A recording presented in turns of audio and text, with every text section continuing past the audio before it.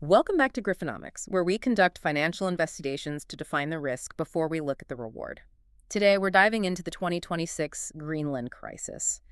And this isn't some, future scenario we're modeling. This is a very real, high-stakes geopolitical confrontation that is happening right now, and it's rooted in a major shift in U.S. foreign policy. It really is. I mean, this isn't just a fascinating diplomatic spat over real estate. We are seeing the administration transition from being a security partner to, well, a potential annexer. And it's all driven by what's being called the Donroe Doctrine. And people are taking this threat seriously. They have to. Exactly. And here is why.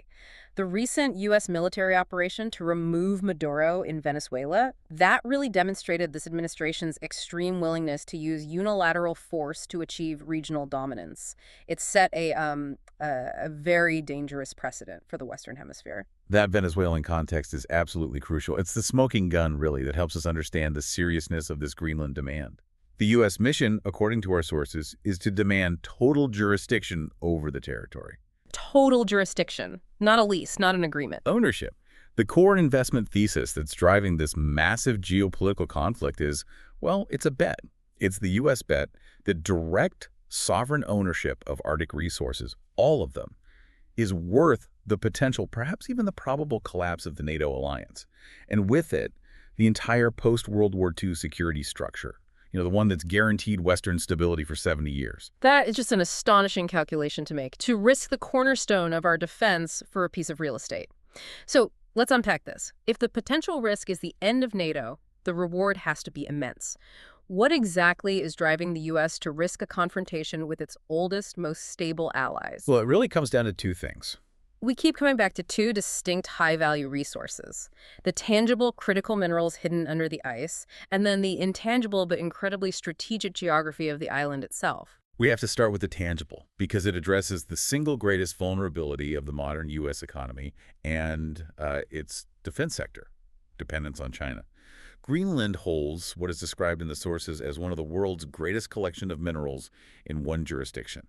This island is ground zero for breaking China's near monopoly on rare earth minerals. And when you say monopoly, you really do mean monopoly. Oh, absolutely. Right. China currently dominates 90% of the global supply for these rare earths.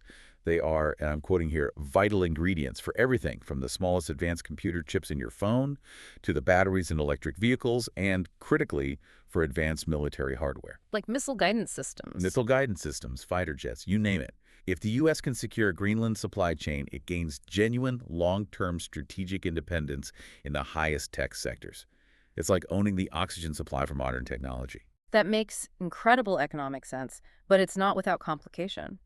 I remember seeing reporting that some of the top deposits, the most accessible ones, contain radioactive uranium. That's what stalled prior exploitation efforts, right?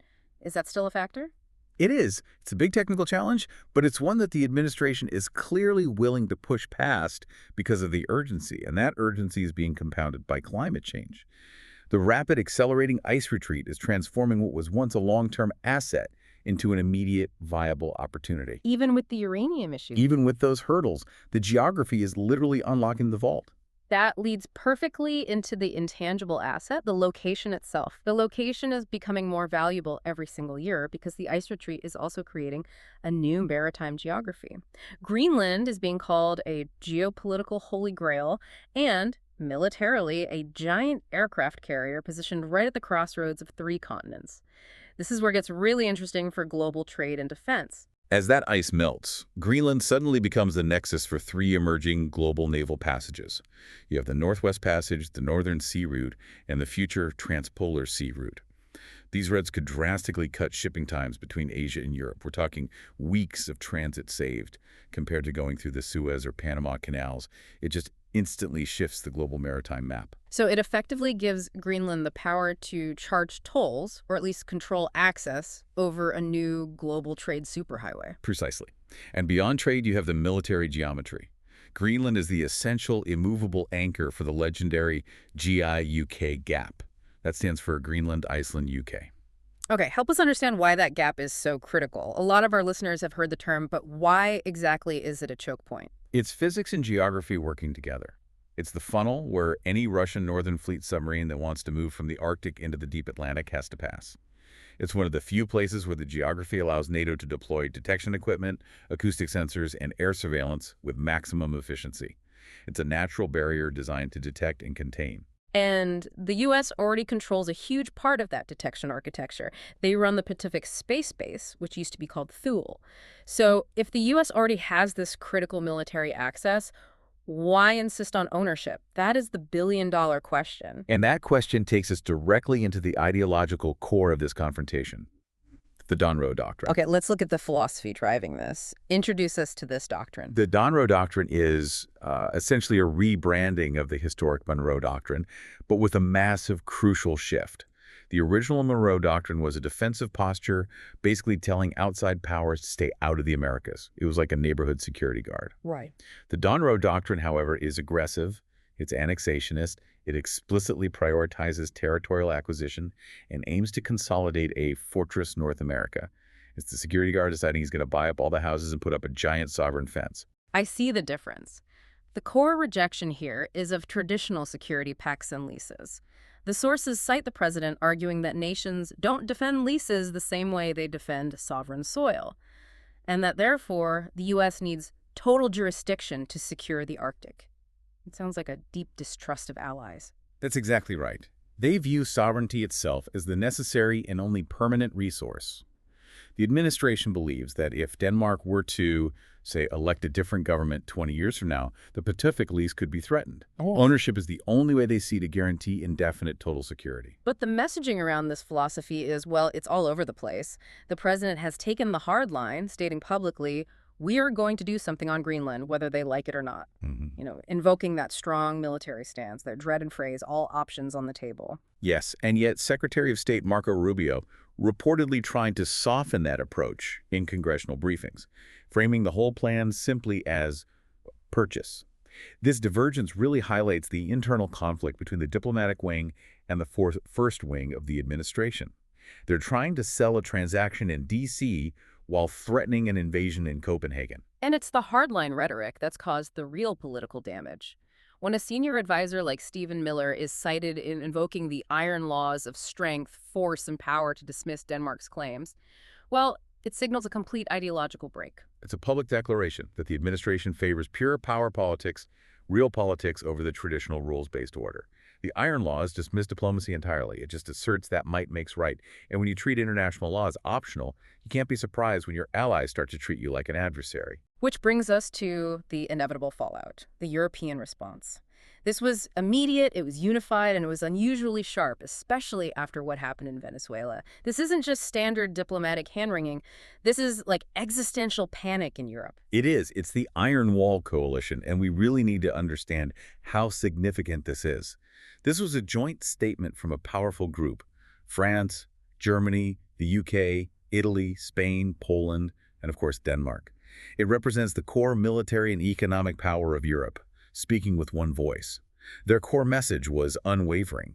Security must be achieved collectively. It's a philosophical rebuke, basically telling the U.S. that you can't secure the West by tearing up the foundational contracts of the West. And the sovereignty declaration was completely unequivocal. They quoted the critical line, "Greenland belongs to its people." They insisted that only Denmark and Greenland can decide the future of the territory. That unity is a direct reaction to the Donroe Doctrine. They see this annexationist policy as fundamentally incompatible with the NATO Charter, and this all culminates in the NATO ultimatum delivered by Danish Prime Minister Mette Frederiksen. This is the moment the whole alliance just teeters on the edge. It's the ultimate red line. She warned that a U.S. military attack on a peaceful NATO ally on Denmark would mark the end of the NATO military alliance and terminate the entire transatlantic security partnership. It's an explicit threat to divorce the U.S. from Europe militarily, something that seemed unthinkable just a few years ago. So we've defined the risk, but let's look at the ultimate strategic paradox here in our risk segment, the dark mirror. The stated U.S. justification for all of this is preemption, right?